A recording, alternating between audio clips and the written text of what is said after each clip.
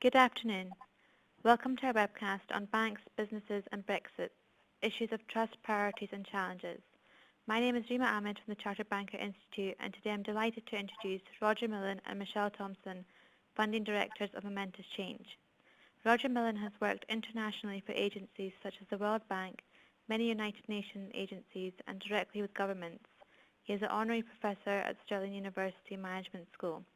He has addressed many audiences, including a United Nations conference in Geneva.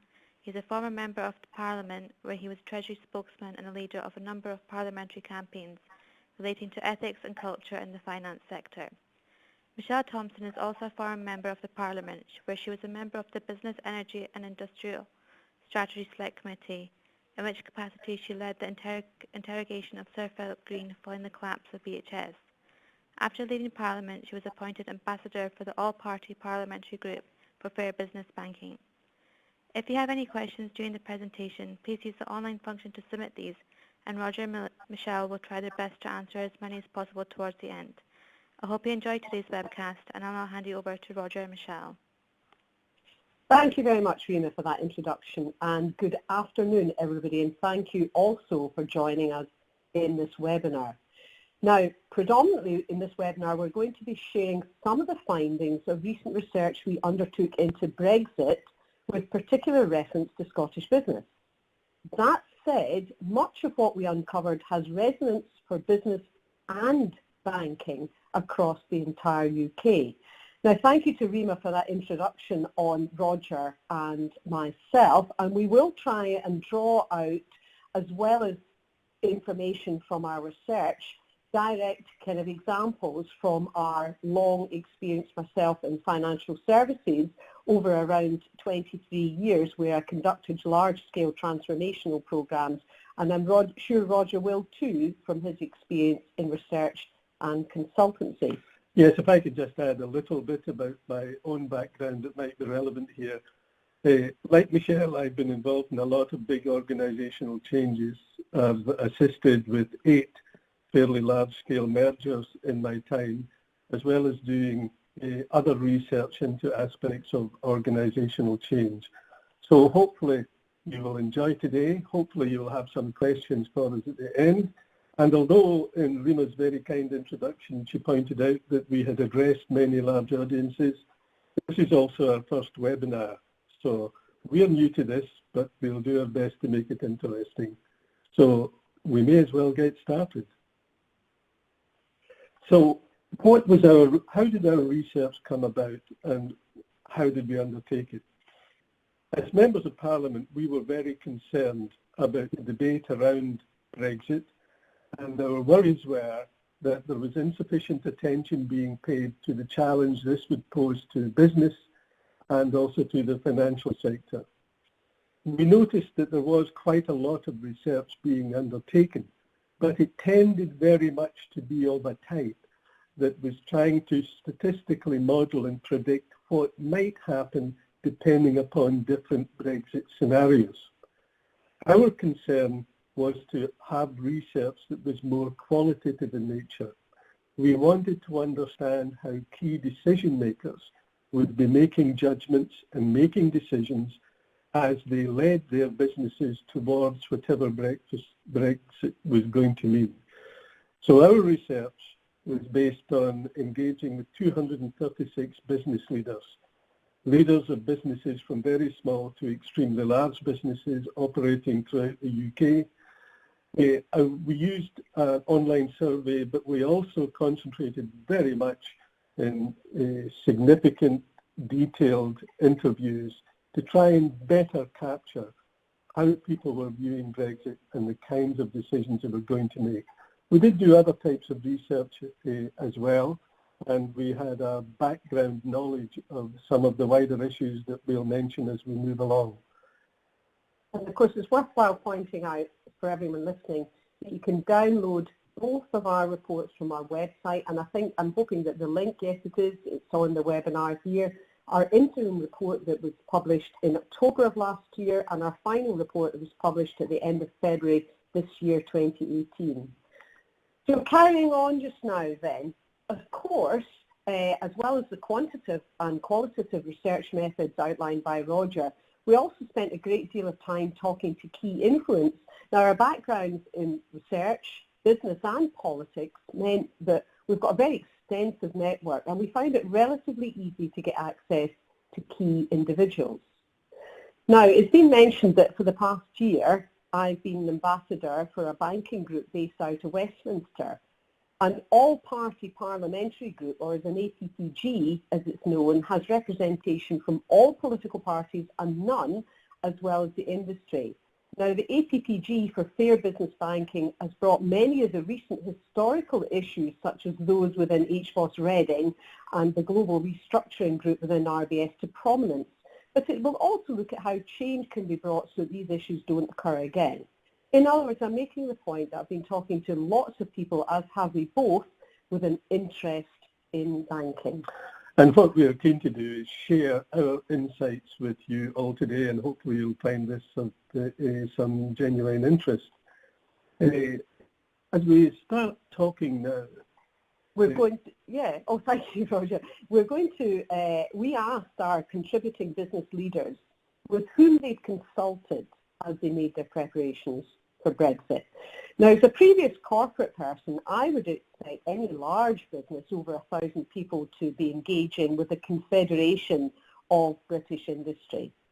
As the owner of a number of small businesses that I've run in various sectors, I personally expect to be communicating with the Federation of Small Businesses, the FSB, or the Institute of Directors, the IOD, or even perhaps a financial advisor.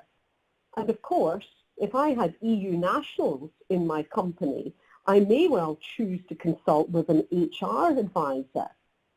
In other words, we assumed that the people that business leaders chose to consult would be horses for courses. And what we hope is coming up now, if Rima's still with us, is a poll where we're going to ask you to indicate an answer to a particular question just in a moment. Are we there, Rima? Yep, that's been asked to the audience. Okay. So now what we've said is, you will see on the screen a whole list of different agencies that could have been consulted by business about Brexit. This list was taken from other research that has been undertaken about those that were being engaged. And so what we did was we asked people to indicate who they had consulted. And our question in the poll, as you may see, is which of the following do you think are the three most frequently identified groups consulted by business about Brexit-related issues? So if you could have a look at this poll, we would be very grateful if you did your best to start voting. I see that we're already attracting some votes. So if we just run over the list again, the reason academics were consulted on occasions was because predominantly of the research that they had undertaken. Banks, of course, are key funders of organisations and are very important, that goes without saying. Business groups such as Confederation of British Industry, Federation of Small Business have been looking at what they think their members are going to be concerned about. Financial advisors beyond the banks, government agencies such as Quangos, government departments, specialist HR advisors and the like. So there's quite a range of different groups that we were aware of had some role in being consulted, and we wanted to test out which ones were predominantly being consulted by business leaders.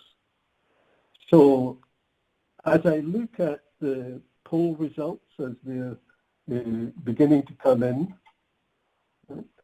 I see so far that there is the highest number is for the second option at banks, business groups and financial advisors, with some for the first one, academics, government agencies and unconsulted being the second. I'll talk for another short time to allow some others, if you wish, to contribute to this poll, and then we'll move on and see what the results have been. Okay, so I'm getting a nice signal here from Michelle that I should move on. So let's have a look now and see what the results were.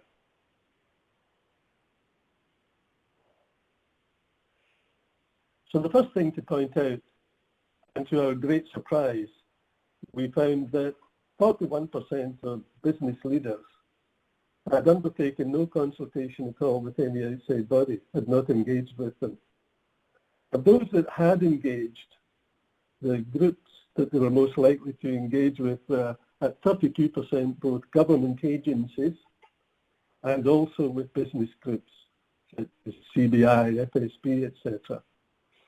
The next one was a great surprise to me. Although I have an academic background, I was surprised that academics rated so highly here, with 23% of businesses saying that they had consulted with academics, whereas much fewer for others, that I think Michelle might want to comment upon.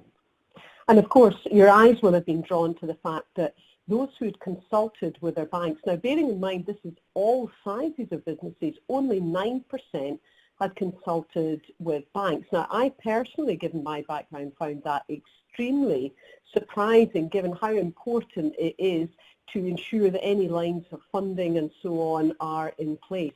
And of course, HR advisors as well, for people who have EU nationals in their company, and it's not just EU nationals that are employees, but also people who have partners who are EU nationals who might be worried by what's happening in Brexit. So they were a surprise as both of those low numbers, and especially banks at only 9%. Yeah, so this seemed to indicate to us that perhaps there was an issue of trust beginning to arise as to which organisations would you consult with and which organisations would you not consult with. So what we did, or what I did just for a bit of fun, so this was much less scientific, was I put up a simple little poll on Twitter asking people to respond to the following, and that was, and to stress this is completely unscientific, a Twitter poll that got 672 respondents. I simply said, if you were wanting accurate comment on Brexit, which of the following would you most trust? From a very short list of banks, BBC News, academics and newspaper journalists. As I say, I'll emphasise this was a bit of fun, but nonetheless the bit of fun revealed something that I thought was quite interesting given the earlier slides. And here was the results. You will see that for reasons which might not immediately be evident to me, given I've got a long track history in academia, is that academics seem to be rated very highly on this little poll, whereas other groups were rated much less so in terms of belief in their accuracy of comment. This relates to, no doubt, this might have some relevance or some relationship to the earlier slides where we pointed out that 23% of businesses had consulted with academics. And of course, this issue of trust, which first came out when we did our draft report in October, our interim report, has indeed been picked up by the Chartered Bankers Institute as well. There's work being commissioned by the Professionalism Standards Board Stakeholder Forum led by Professor Robin Jarvis. And that work is with Ipsos Mori, and it's going to seek to gain greater insight into consumer trust in banks and banking and the extent to which professionalism enhances trust. So it's good to see the CBI, the Chartered Banking Institute, picking that up as well. Yeah. Okay, so then we move on to bank tests and trust. Now, all of you, I'm sure, will be very clear that there are significant and really quite stringent stress tests that have been undertaken by banks, in fact, since after the crisis of 2008, and particularly stringent last year and being repeated this year. So we know clearly that banks are stress testing themselves as businesses, and that's entirely understandable when the Bank of England has come out with some scenarios that really, you know, if they were to occur, would be of concern for everybody in terms of a 33% reduction, for example, in the value of house prices, and 4 further interest rate rises, and a drop in UK output up to 4.7%, and so on. But these tests are being described as more severe than the global financial crisis. And this is in relation, of course, to testing with their assumptions about what a hard Brexit might mean. And of course, this will have implications for the way in which, if a hard Brexit was to come along, the way in which banks would have to take account of these matters, such as reviewing their loan book and reviewing their exposure to risk and the like. What we were also interested in, however, was to see what the impact of this might be on business customers. And so if I just quote you from one business customer, they indicated that they had a unwillingness to talk to their bank necessarily if they felt they were facing difficulty. And they said, and I quote, given the lower level of trust in the SME community of banks, why would they go to them to offer a concern? And this person went on to elaborate. He said, if my business was in a bit of stress, a bit of difficulty because of facing Brexit, it might be that the last people I would go to would be to the bank that provides me with loans, because I don't want to share that concern in case they act in a way towards me as an SME that's to my severe disadvantage. So there are issues beginning to bubble up here around Brexit and the implications that suggest that trust should be very important, but perhaps is not as high as it should be. And as I previously pointed out, both our interim report and final report noted and concluded that there is indeed diminished trust. And I suppose it's not surprising, given the continued media interest and focus on the likes of RBS GRG and HBOS Reading that continue to hit the headlines. Yes. And the SMEs, particularly the small end of the SMEs, the small companies themselves that may not have a relationship manager, have been particularly concerned about their relationship in our survey. And I'll quote here again from a small manufacturing company when its CEO stated, and I quote, "We cannot even get an appointment with a business manager to discuss our business needs, let alone planning for the future. Their emails frequently don't work, so there is no way to communicate unless you make an official complaint. I've moved banks, but they're all the same. The banks are failing small businesses, and there is a divide opening up regarding who has access to information and support." Now, whether that is a true representation of the actuality on the ground, it is important to understand that perceptions are very important. And if there are perceptions like this going around, that should be of some concern to those of us who are concerned about the reputation of banks. Absolutely, and I think that's quite clear, Roger, because thinking about the kind of consumer at the end of this chain here, not just business leaders as customers, they will of course pick up on stuff that's reported in the press, such as the recent Westminster debate held on the 10th of May about banking. And I've got a couple of quotes here just to give you an idea of some of the things that were being said. For example, by Martin Whitfield, a Labour MP, he said, "I would ask honourable members to keep at the forefront of their minds the very simple notion of the balance of power, and indeed the abuse of power, because that is ultimately what we're addressing here, not just with RBS, but across the entire ecosystem of commercial lending." And another MP, Alistair Jack, a Conservative MP, said, "There are literally thousands of victims of this banking scandal. They are victims not of banks, but of bankers and their advisors who colluded with them." Strong stuff indeed.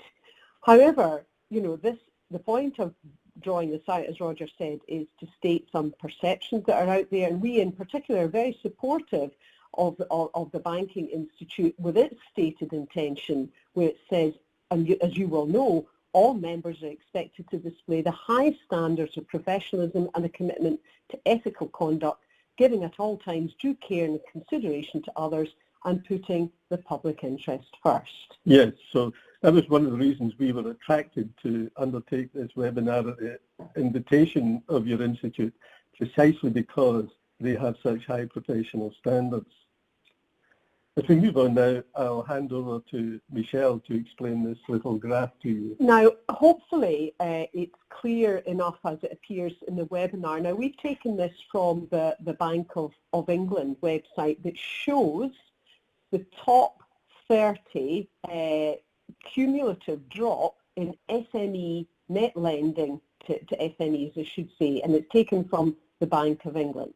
Now, we could talk about the technicals, but we don't propose to do that today. The point is that if there's a possibility that lending does become an issue post-Brexit, this could further damage bank reputations that have in fact prepared themselves well for Brexit, but due to other constraints on them in terms of, for example, capital adequacy requirements, businesses inadvertently will be left to cope with less support from banks themselves.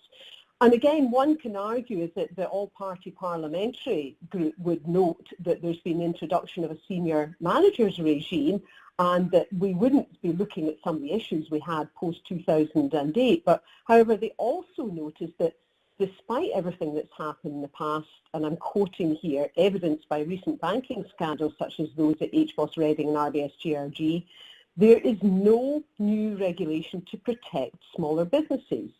The introduction of the senior managers regime stops well short of the fundamental change in culture which is required. If the banks are suddenly put under pressure by events and have to choose between shoring up their own balance sheets or supporting business customers, there has not been sufficient material changes should another banking crisis, conduct crisis occur. So these are very important matters we are raising. The graph, as you will notice, was the graph that's taken from the time of the referendum on exiting the EU until the most recently published quarter data. So if this is what's been happening in the run-up to Brexit, I think it's understandable that some people have concerns about what is going to happen post-Brexit.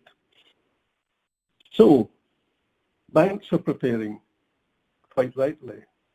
You've all, no doubt, or many of you listening to this may have taken part in some of the stress tests that have been undertaken. We know that the banks have been scenario planning for different eventualities. So that is all to the good. But what we were concerned with was the extent to which businesses themselves were preparing for Brexit. And our argument would be that businesses of all types should be preparing, as it will affect their business, it will affect all areas of the economy, it will affect their finances.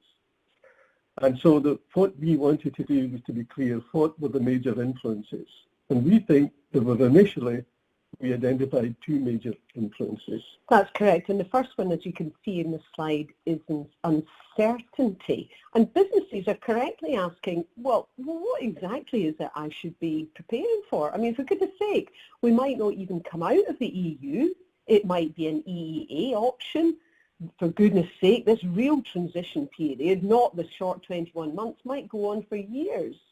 They would also say, some of them, well, I don't export, so there's not going to be any impact on me, or they might note that I have no EU nationals on my staff, etc. So they are citing quite clearly considerable uncertainty as to what exactly they should prepare for. And of course, if you read the financial press like the FT and others, you will find that uncertainty is often the reason given for businesses not preparing and not being adequately prepared for the coming of Brexit. But what we found was it's too simple to say it's only about uncertainty. What we found was in many areas, when we dug deep, people were really concerned about the issues of complexity that may be involved. So that if you are a manufacturer in the north of England, for example, it may well be that your product crosses over to the continent back and forward a few times as an engine is added here, as something else is added there. And this adds all the time to the complexity of what are the arrangements going to be if we're out with the single market, if the movement of your products involve going back and forward to countries out with the EU, what are the implications of no longer being in a customs union? And added to that, if there are changes to regulations, he brought in what is the impact of that going to be. So what you've got is an overlay in business of both a situation where they say we're highly uncertain, but also in specific areas where they may be saying, and there is a huge amount of complexity here, and we don't know quite what the details are we're going to have to work through. So this is difficult. But nonetheless, we think in these circumstances, it's all the more reason to do what the banks have been doing, and that is preparing as best they can, scenario planning as best they can. And you can see in this next slide that we asked a question on a scale of 1 to 100, how prepared for Brexit are you? In other words, we asked business leaders themselves. And again, probably not a surprise here that the largest businesses and the larger businesses are doing considerably more preparation, with a mean score at 58 for 1,000 plus and 57 for those businesses between 250 to 999 people. And again, probably not unsurprisingly, that those smallest businesses under 50, our SMEs, are only rating themselves as preparing at 39 as a mean score. Now, that of course is a concern, because although they're small businesses in of themselves, the volume of businesses across the entire UK is certainly over 99% of all businesses are SMEs. Yes, so some reason to be a bit concerned here about the extent to which businesses have been adequately preparing themselves for Brexit. What we also wanted to do here, and there should be another poll coming up shortly, Rima, is we wanted also to test out what businesses saw as the key negotiating priorities. And these again, this list of negotiation priorities comes again from the financial press predominantly and the business press. And so what we have got listed here is everything from bringing in tighter immigration controls, maintaining free movement of labour, and so on and so on. And so what we would ask you to do is to, the next poll is related to this list. And this time, instead of asking you to identify which groups are of most importance in negotiations, we would ask you to identify what do you think are the two that were seen as least important.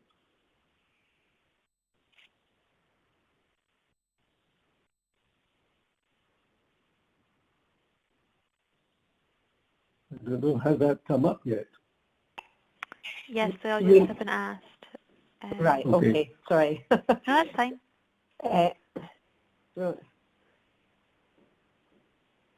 Okay, we'll give you a minute to have a look at that. So the list, what you thought was the two least supported priorities by our business leaders, our 236 contributing business leaders. Okay. That's the voting closed. Okay. Right. Okay.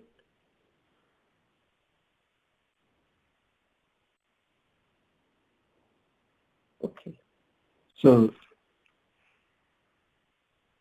we're not seeing, Rima, the results here. But let us move on and see what the actual results were and see how they compared with your own estimates of what the situation would be. Okay, so interestingly enough, when we asked our senior business leaders, you can see here that the least favoured options are the ones, ironically enough, are most in the news, if you like. So the least favoured option of bringing in tighter immigration controls scored 8% when we consulted with our senior business leaders.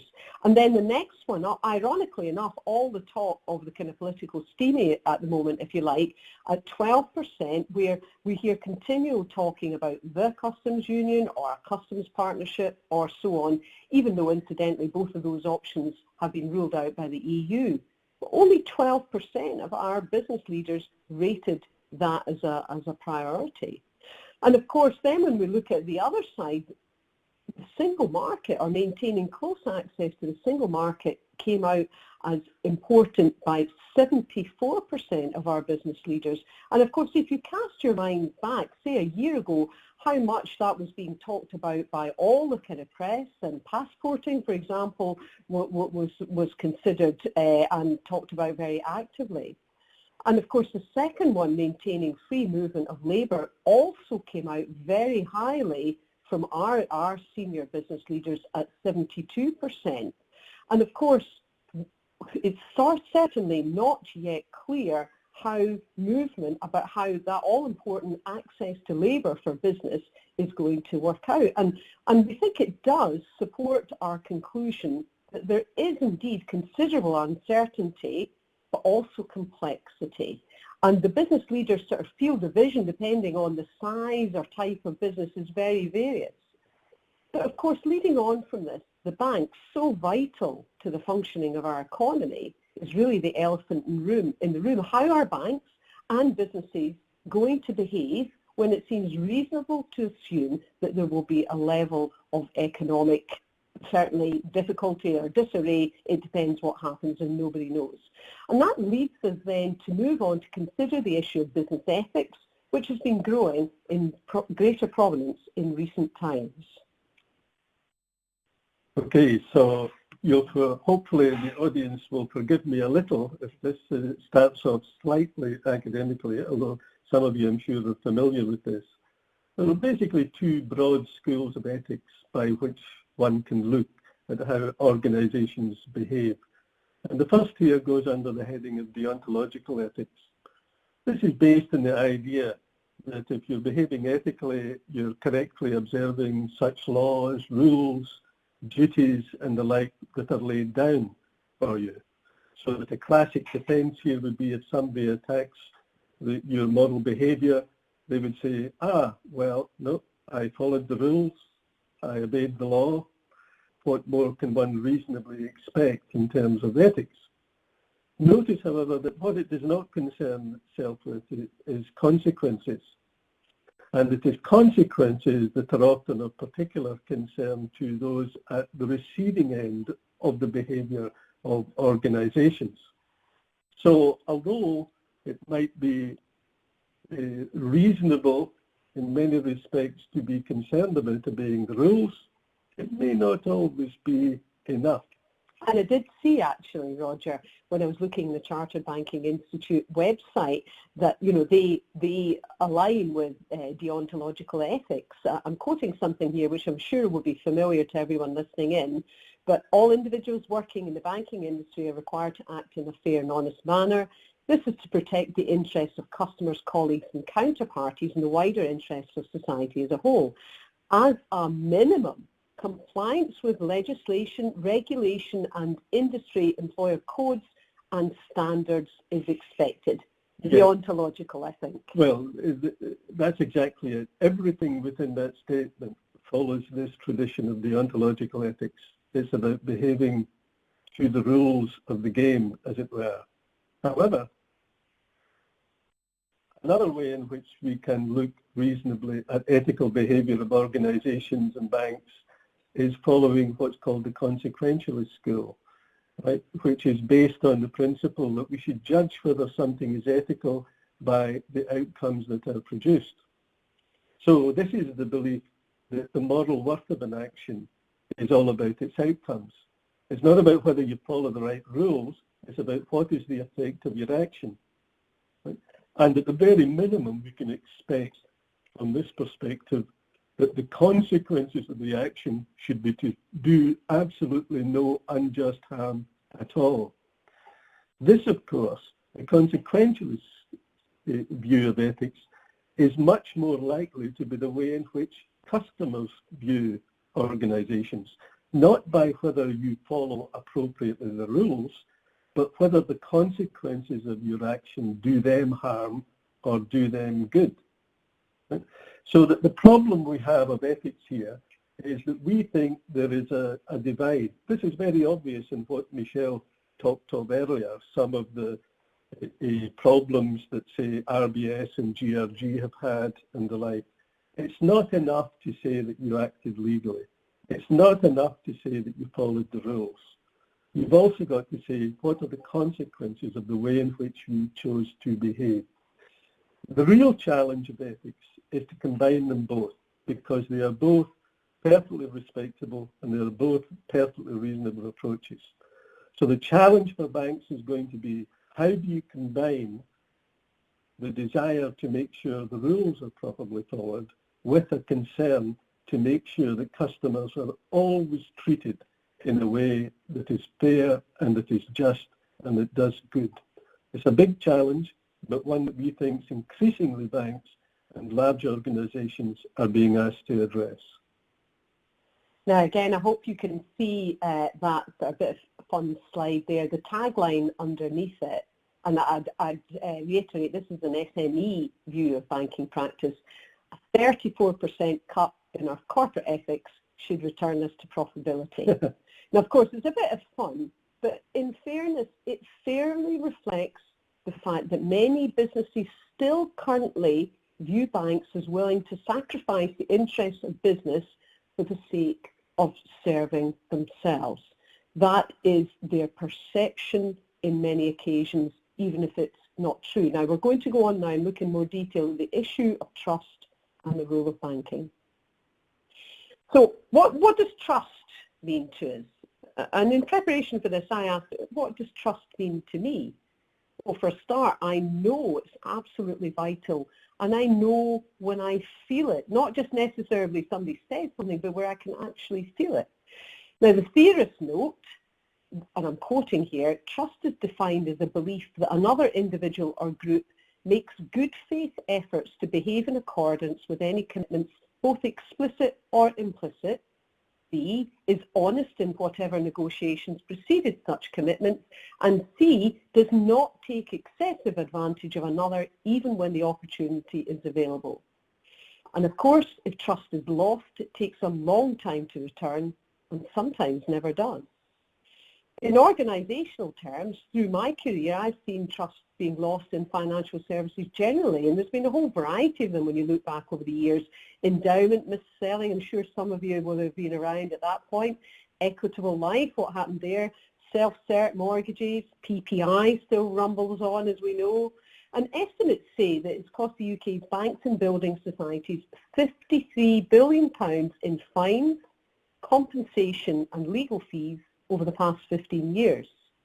But critically, the role of business leaders in understanding and protecting the value of that trust is vital. It's absolutely vital.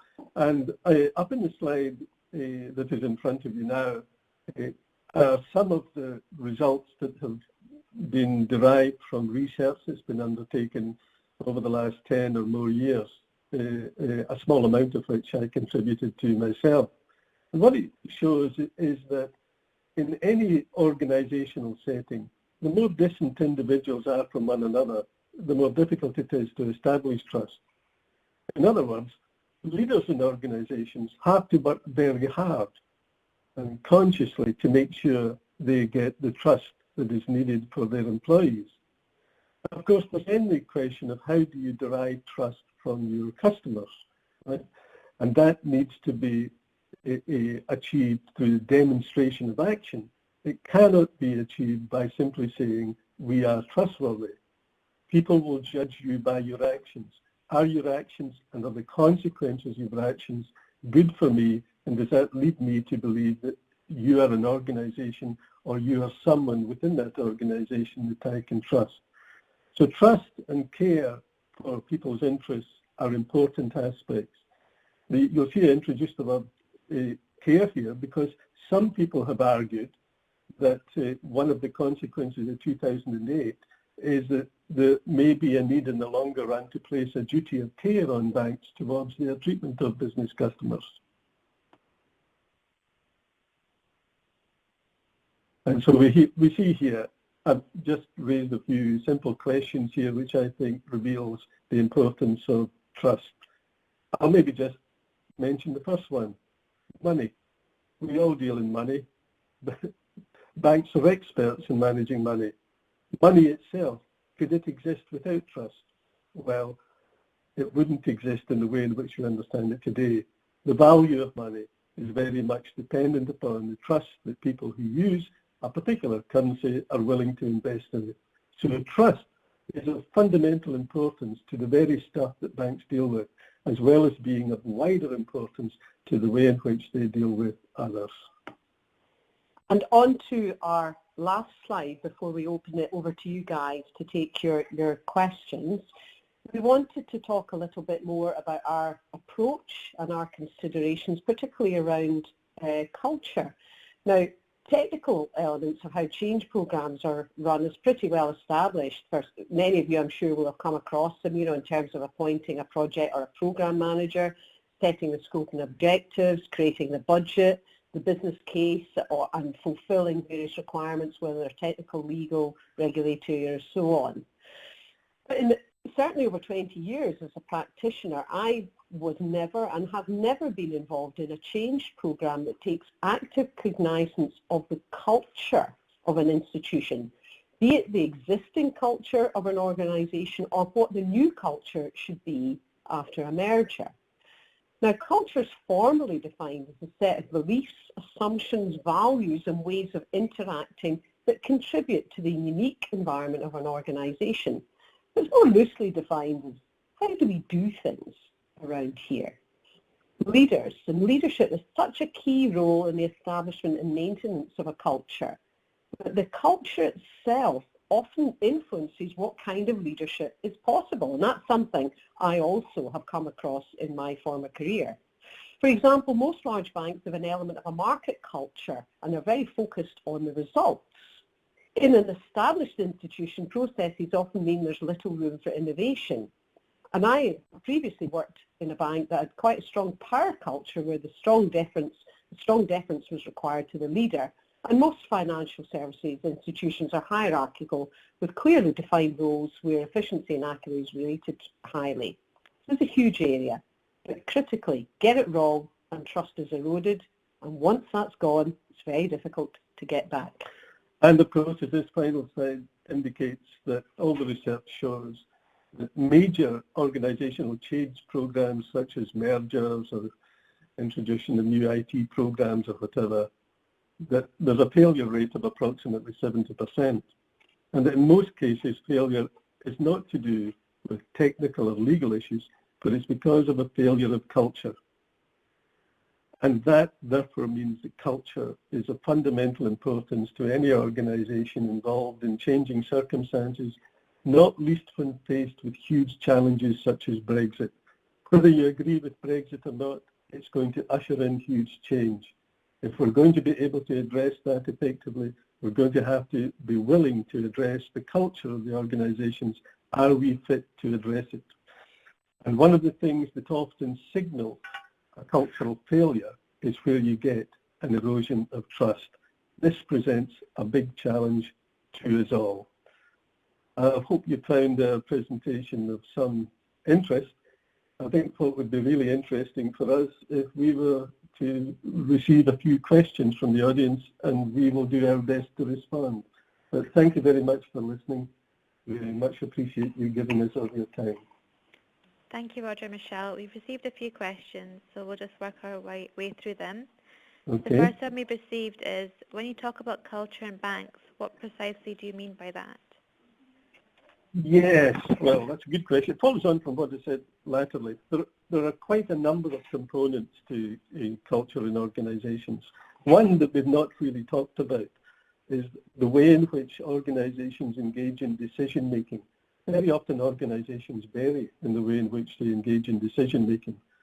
So that, if I give you a simple example, if you were in the armed services or the police, they would have groups making decisions by hierarchy. They mobilize people by rank. In other organizations, they mobilize people by expertise. Do you get the right people around the table regardless of their rank? For the circumstances that we're facing with Brexit, I would argue that organizations are going to have to be very good at mobilizing the right people to take part in decision making regardless of where they are in the hierarchy. Trust is important, as we've said, so I won't say any more about that. But so too is openness of communication. How effectively does communication take place within organizations, within banks, but also between banks and their customers. Ethics, we've discussed. And the other thing I would add is simply the common human behaviour of individual to individual. Are people treated respectfully? Is there a lack of bullying in the organisation and the like? So these, I would say, are some of the fundamental things that would be looked at if you're wanting to look at organisational culture. I suppose if I could add something to that, Roger, from my experience in the different organisations I've worked in, particularly when I was at the start of my career, I was more nervous than perhaps I should have been about behaving in certain ways with such a strong alignment to the customer, where I felt that that might be disapproved. You know, that example I was giving about a kind of relentless focus on the bottom line, when in reality, looking back, of course I should have done that, because we've all got such an important role on how each individual behaves, and what you do with always bearing in mind the customer is so important. And I don't know, obviously I can't comment what the culture's like now, but that was something I experienced where it felt quite difficult sometimes to do the right thing, even though I wanted to. But obviously it relies on all of us to behave in a certain way, doesn't it? No, well, yes, and that's also why myself and Michelle were so pleased to see what was stated in the Chartered Banker Institute, what was stated in what their expectations are of professional behaviour, which I think is a very strong benchmark as to how we should all judge ourselves. Okay. Any more, Rima? Thank you both. We've got a second question. What kind of information should banks be promoting in relation to Brexit? Right, okay. I mean, there's the obvious stuff in terms of, you know, keeping the show on the road, as they would say. I mean, I think from a confidence thing, we were talking about that earlier. It's vital, obviously, that banks are, I mean, it's actually very good news, the amount of stress testing that's been going on, that they are ready, willing and able to cope with some fairly extreme events going forward, and to give that confidence to their business leaders and to their kind of end customers. But also, I think that extra level of help as well, because I mean, I tend to, given my background, gravitate towards the numbers. Being secure in kind of lines of credit and having open engagement, that banks are there to support businesses, that they understand. For example, I mean, most businesses could see increase in costs in their supply chain that they're not yet aware of. They could see there could be some consolidation in the marketplace as people opt to move out from offering particular products or services, and that could ultimately have an effect on the bottom line for a whole range and type of businesses. And so the banks being sufficiently flexible to understand that this is a transitional change, and I don't mean the transition that's referred to by the government, the 21 months, the fact that the change in an operating environment for business will continue for quite some years, and that people don't yet understand how that's going to roll out. So I think flexibility, understanding and critically reaching out and engaging with business to say, we are ready, we are willing and able to support you so that you too are ready. Yes, I mean, what I would say if a leader of a bank was to ask me, I think my answer would be, there's a great opportunity here for banks. If banks are willing to reach out and say, we understand businesses are facing uncertainty, there are certain types of professional advice we can provide to you, and it does not place you at risk. I think that would help develop trust. And that's a very good point. Okay. Great. We have one last question. Okay. Is it okay to demonstrate that we are trustable, or our services should win the customers naturally? Well, I would say I think it would be really fantastic if you can demonstrate that you're trustable, because by demonstrating you're trustable is going to be the strongest way of building trust. And so that whoever it was asked that, I think asked a very, very pertinent question. right to the point. Absolutely.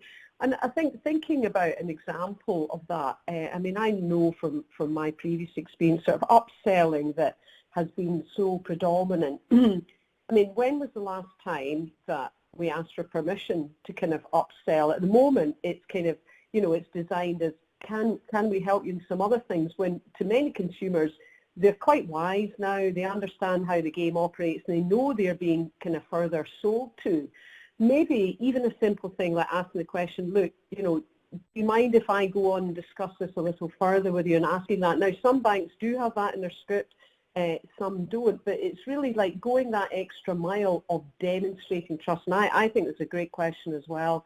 I think really to do that and to demonstrate it and to, wherever possible, try and get inside the head of whether it's the SME, whether it's a larger business, and understand what their world feels like.